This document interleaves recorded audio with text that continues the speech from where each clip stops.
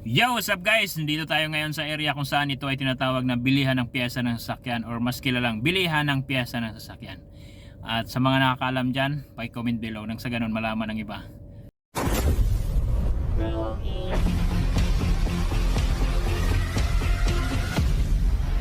Hindi ko muna babanggitin nang sa ganun masusukat natin kung sino mga car owner nandito sa Luzon or Metro Manila na madalas bumibili ng piyesa dito. Kaya ako nandito ngayon sa area na ito dahil meron akong piyesang binili at ito ay or basic na kailangan na ma-maintain natin sa ating sasakyan. Yun ay cabin filter at saka air filter. At kung magtatanong kung bakit dito ako bumili na pwede naman sa online kung ganitong piyesa lang din naman ang bibilhin, mas mura pa yon. Ang dahilan ko, dito ang prepared ko at same time kailangan ko kasi ng resibo na merong invoice number or OR number. At kung gagaya nitong official receipt na meron ding BIR printed machine number, dahil ito ang ino-owner ng BIR. Dahil tayo ay ako din ay nagpa-file ng tax, kailangan ko ng resibo or original receipt na merong BIR. Kaya dito ako bumili. Wala tayong paligoy-ligoy, ikabit na natin to itong air at saka cabin. Ano bang purpose nito? Ito ay sumasala ng hangin, pumapasok dun sa map sensor at ang map sensor ang nagko-control ng hangin para sa ating fuel mixture. Ito naman ay nagsasala ng alikabok dito naman sa ating aircon dito sa may blower. Kaya paalala sa mga nag-buy and sell dyan at experience natin yan, yung mga nag-buy and sell ng sasakyan, pag kayo ay nag-check ng inyong bibilhing sasakyan, check nyo yung cabin filter kung meron, kasi yung iba tinatanggalan ng cabin filter ng pagka-testing ng aircon, malamig. Pero pag check mo yung cabin filter, wala pa lang nakakabit doon. Ito ang sumasala ng hangin. Ito ay replacement lang naman, hindi kagaya nung nabibili talaga sa kasa. Parang iba yung pagka-texture ng quality. Dahil ang purpose lang naman natin ay sumasala ng hangin at mabilis din tayong magpalit ng filter. Around sa akin around 15k mileage or below.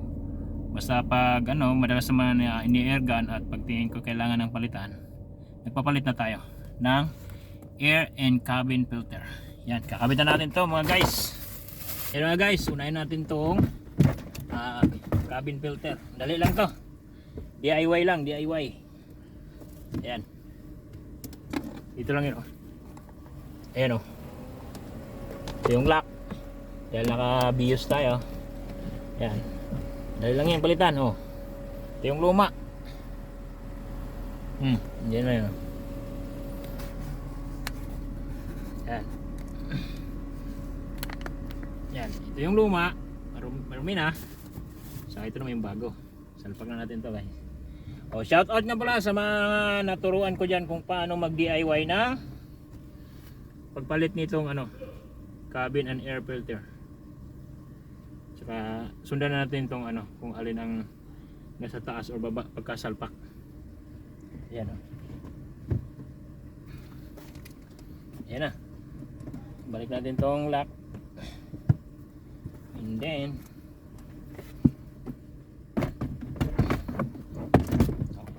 yan, since wala tayong videographer, yan na muna tayo. Yan na, ito yung papalit natin.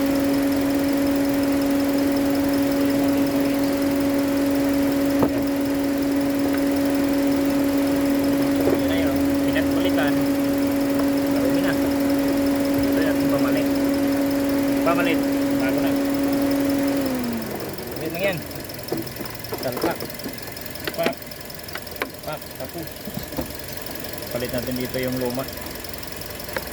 Ito ay masyado nang marumi ilang beses na yun ng air gun. Okay, yan, tapos na mapalitan. Ito lang yun. Ayan yan, tapos map sensor.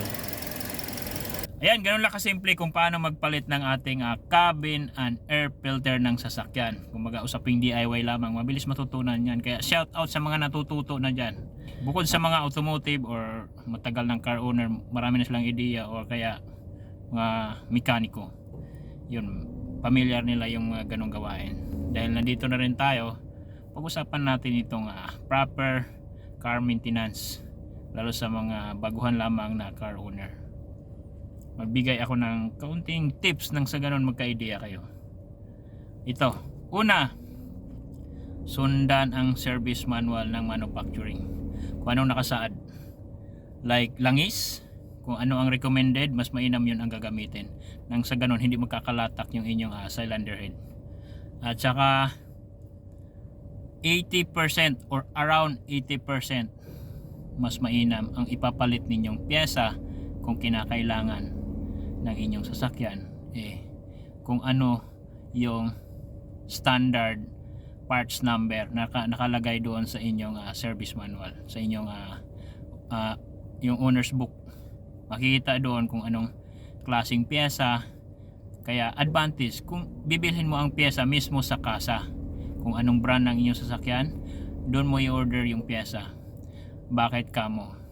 Dahil naka-design ang nakasaad na pyesa para sa standard function or operating ng sasakyan. Once kasi kinabitan mo yan ng replacement or substandard, mag-iiba yung function or movements ng pyesa na iyong ikinabit. Kaya yung iba magtaka, bago naman ang pyesa na yan, yung ipinalit ng mekaniko, pero bakit ganoon pa rin? Isa yun sa dahilan kasi napalitan lang ng replacement or substandard na pyesa. Hindi na ayon dun sa design ng car manufacturer kung ano nakasaad ng parts number. Dahil mayroon yung tinatawag na parts number. Isang halimbawa, yung sasakyan mo ay Japanese brand. Bumili ka ng pyesa sa labas, ngayon ang nabili mo magandang klase ito kasi Japan daw. Hindi lahat ng pyesang nasa sa Japanese car brand galing din sa Japan. Isang halimbawa, itong nabili kong shock mounting ng Vios. Ang supplier ng Japanese car brand, itong Toyota, galing Thailand sa usaping shock mounting. Ibig sabihin, yung supplier nila ng shock mounting para sa Vios, igawang Thailand. Kung anong company yon, yun yung supplier nila. Kaya doon lang pinadala yung design, yung standard, yung quality percent, kasi may quality yan na ino-order nitong kumbaga nitong customer, nitong Toyota. Halimbawa, si Toyota, sabihin ko, ikaw gagawa ng aking ikaw ang supplier ko ng shock mounting. Ito yung design, ito yung quality, lahat nakasaad na andun. Kasi bibigyan niyan sila ng design, andun yung machine at saka jig. Sa mga hindi familiar sa jig, yun yung salpaka ng finished product. Pag hindi tugma, hindi papasok dun sa jig na yon. Jig, J-I-G, J-G-I-N-G, goat. Jig, hulmahan yon. Halimbawa, nahulma yung pyesa ng machine at nagkaroon ng checking or nilinis na yung pyesa at isasalpak sa jig. Pag hindi tugma doon, talagang hindi papasok yun sa standard base sa nakasaad ng design. Kaya mas mainam, bawat bili ng pyesa na ating ipapalit sa sasakyan, or around 80% na pyesa dito sa sasakyan natin ay kailangan bilhin natin sa kasa. Dahil yun yung kumbaga standard. Yun yung talagang kumbaga back to stock.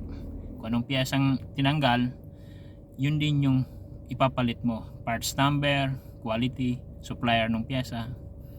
Unlike pag bumili ka sa labas, yung mga replacement lang, mag-cause pa yan ng damage na ibang pyesa. Kumbaga mandadamay siya.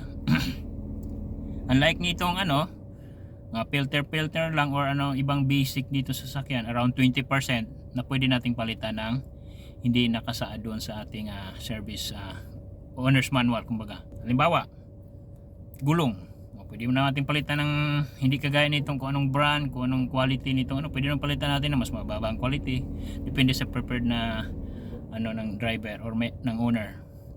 Or magpalit tayo ng halimbawa tent, wala namang tent yan. Or magpalit tayo ng basta around 20% sa pyesa dito ng ating sasakyan ay pwede nating palitan ng replacement. Pero sa loob ng around 80% magandang ipalit natin is itong genuine parts, kung anong nakasaad doon sa owner's manual, kung anong pyesa, kung anong parts number, kung anong supplier. Kaya doon tayo sa kasa bibili at ipapakabit natin sa mga trusted mechanic natin sa labas. Kasi pag doon natin papagawa sa kasa, mas maganda. Yun nga lang, mag-consume tayo ng oras, waiting time, appointment. Yun yung ano doon disadvantage.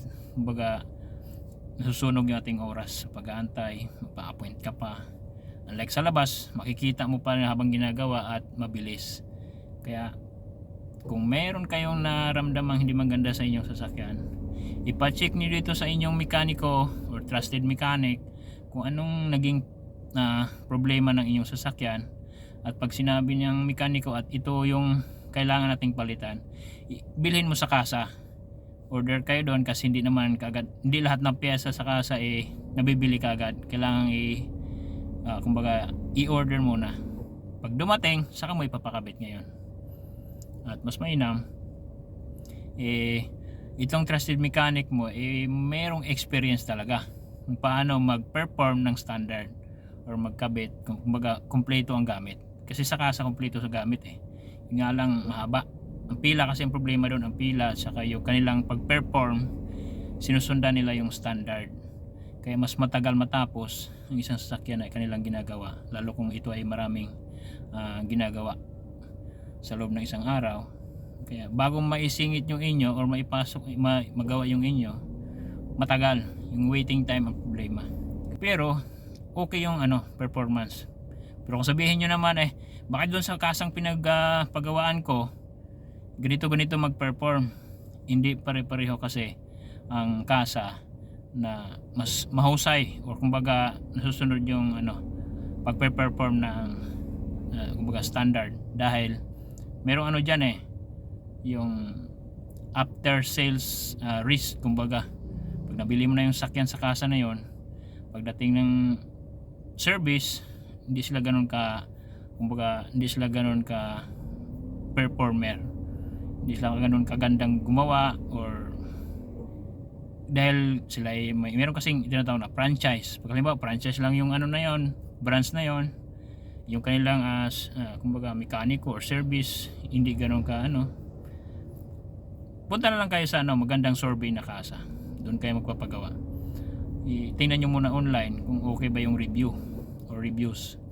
Nang sa ganon, pag doon kayo nagpapagawa, ima-perform ang mas masusunod itong tinatawag na standard. Kaya usaping car maintenance, mas mainam sa kasa or doon bumili ng pyesa. Ayan, good luck sa ating mga car owner dyan. At sana matututo rin tayo, or kayo mas matututo paano natin lagaan natin ang sasakyan, lalo itong ginagamit natin sa negosyo.